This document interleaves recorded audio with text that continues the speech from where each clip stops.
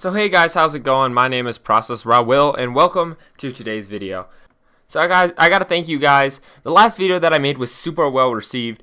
We got a ton of comments and a lot of views. I gained 2 subscribers, which was awesome to see. I mean, I didn't expect that to get that many views, so I probably would have polished it more. Hopefully I can get the same amount of views on this video, and you guys can keep interacting with me and giving me your feedback and giving your opinions as well. But today we're going to be looking at the top 3 teams that did the best in the draft and the top 3 teams that did the worst. So obviously this is my opinion, so leave your opinions down in the comment section below. But hopefully this video is much better than my other one. I'm still learning on how to make these better. And if you enjoy, please leave a like, comment, and subscribe. And let's get into this video. Oh, this you crazy mother...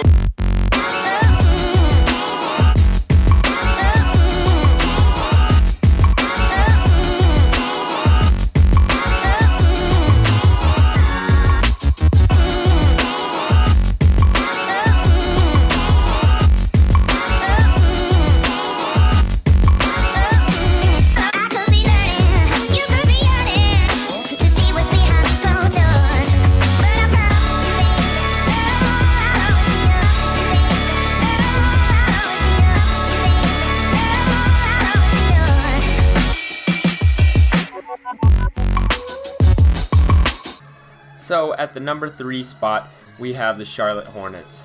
Now the Hornets took Malik Monk with the 11th pick and Dwayne Bacon with the 40th pick. Now the Hornets took a lot of really good players who were slotted to go really early. On most draft boards, Malik Monk was slotted to go 6th to the Magic. And at one point in this season, Dwayne Bacon was slotted to go 20th. So they took use of talent that didn't really get drafted and fell really far down. Now, I think Malik Monk is actually a pretty good fit to pair up next to Kemba Walker. Kemba Walker is a ball-dominant point guard, so Malik Monk will have an easy time as he's a spot-up shooter, not really much of a creator. He can create, so there is that for him, but he's mainly a spot-up shooter, and that's kind of what Charlotte needs. But on to Dwayne Bacon. So Dwayne Bacon is a nice two-way player.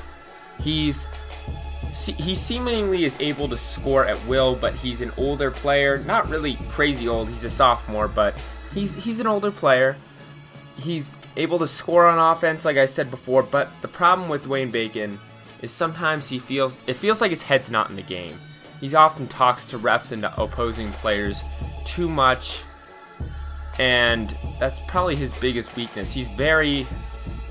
I think that's why he didn't go into the draft his freshman year. It's just maturity problems, which is unfortunate, but obviously it's fixable. Hopefully his mindset can change.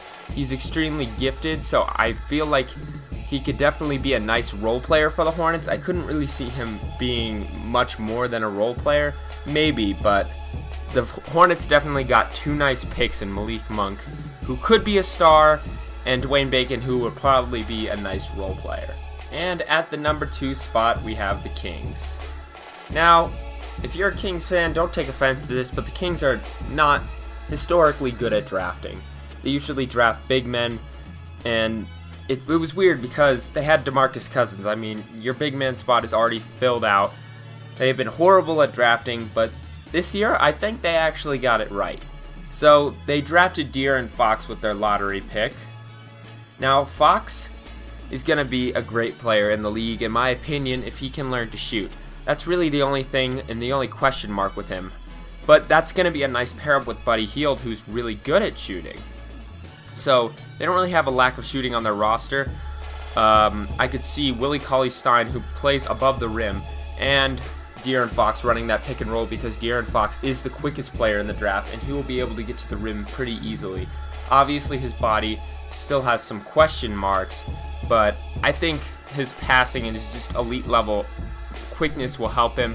Obviously, there's going to be some rookie mistakes, but I think they did well with that one. Then they traded with the Trailblazers, and they got Justin Jackson. Now, Justin Jackson is a pretty good wing, which Sacktown could be looking for in their future.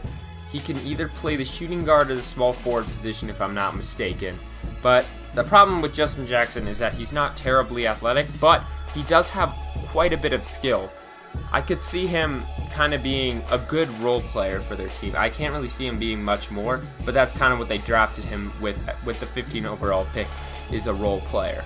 But he's obviously a great pickup, very experienced, very NBA ready for what he is. With the 20th pick, the Kings took Harry Giles, which they traded picks with the Portland Trail Blazers for. Now, Harry Giles is interesting because he was extremely, extremely athletic in high school, but he got injured. He was actually the #1 player in high school on most draft boards, so we don't really know what's going to happen with him. I think there's a chance that either he gets pushed to the side and he's just not a very good player, or he makes this epic comeback and just becomes an awesome, awesome, awesome player. He can either play the power forward or the center position. He probably will play the power forward next to Willie Cauley-Stein, but not this season. He'll probably be coming off the bench. He obviously has some question marks with his injuries, but maybe the Kings can bring him in slow because they really are in the rebuilding process. And lastly, the Kings selected Frank Mason III. Now, Frank Mason III was a 2017 NCAA College Player of the Year. This is great for the Kings. A lot of people were saying he was going to be the steal of the draft, and the Kings took him. It'll be great to see Frank Mason and De'Aaron Fox battle it out for that starting point guard slot. It'll kind of be, you could think of it a lot like Jimmer Fredette and Isaiah Thomas if Jimmer Fredette wasn't terrible and he actually played like he did in college. It'll be nice to see them battling out for minutes. And I think Frank Mason could definitely be a very, very solid role player in this league. I know I've said role player a lot, but I can't really see him being much more than that. I know a lot of players have been written off by their height and everything, but it's hard to say. He has like great skill sets and everything, but his size just might limit him to what he's able to do, unfortunately, for Frank Mason. And the biggest winner in our winners department is definitely going to be the Timberwolves. I know the Timberwolves didn't draft anybody that was that great, but they did get Jimmy Butler. And they didn't even have to give up that much for him. They gave up their 7th pick. They did a pick swap with the Chicago Bulls. They gave up Zach LaVine and Chris Dunn. I mean, Chris Dunn wasn't really going to do much, and Zach LaVine was coming off of an ACL injury. I mean, who knows if he's going to be the same. And they got a star like Jimmy Butler. Now, I don't really think that Chicago could have done too much with Jimmy. In 1 year, he was going to become a rental player anyways, kind of like Paul George is now. You couldn't really get superstar talent for him, unfortunately. But the Bulls did all they could with that. But the Timberwolves really, really scored big with this one. I think Jimmy Butler will definitely be a mentor to the players on the team. They just need that vet talent just to take them a notch above and be a playoff team. I think they have all the pieces to do it, and Jimmy is just going to be the icing on the cake, like the all-star that shows the rookies what to do.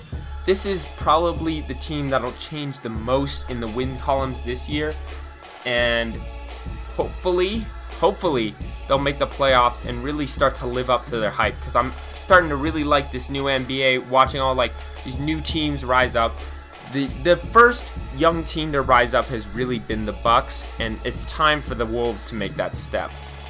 At the number 2 spot loser, we have the Orlando Magic.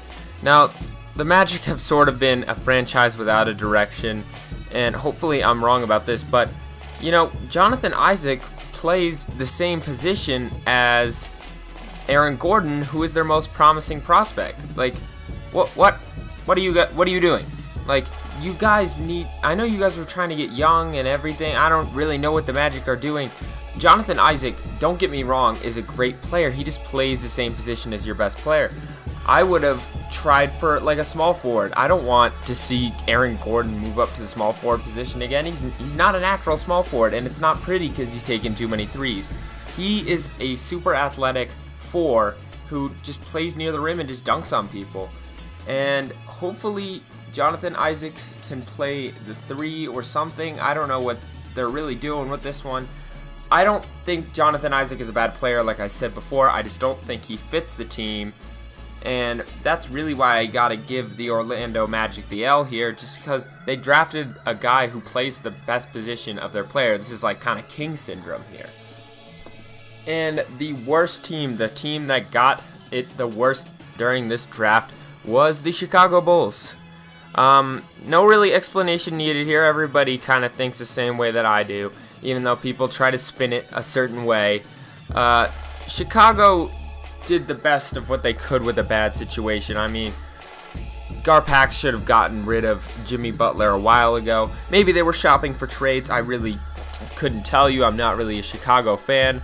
But, you know, they could have gotten younger and more athletic in a better way. I mean, Chris Dunn, he had, it was like a shoulder injury. He's looking like a bust.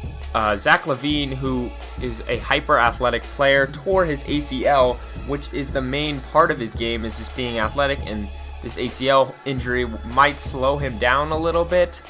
And they got Lauri. So, Lauri is, you know, he seems like the only bright spot on this roster. He's a 7-footer that can shoot threes. He's from Finland. A lot of people are saying he could win Rookie of the Year. Now, I don't think that's true. I think that's being overly ambitious, which most of these videos are trying to capture, that overly ambitious Rookie of the Year, but just, I can't see it. I'm just a little disappointed with the Bulls front office. I know Garpax is just, I don't even know what's going on in that front office. Everybody's looking for his head, but not really much you could do with that situation, and that's really on him.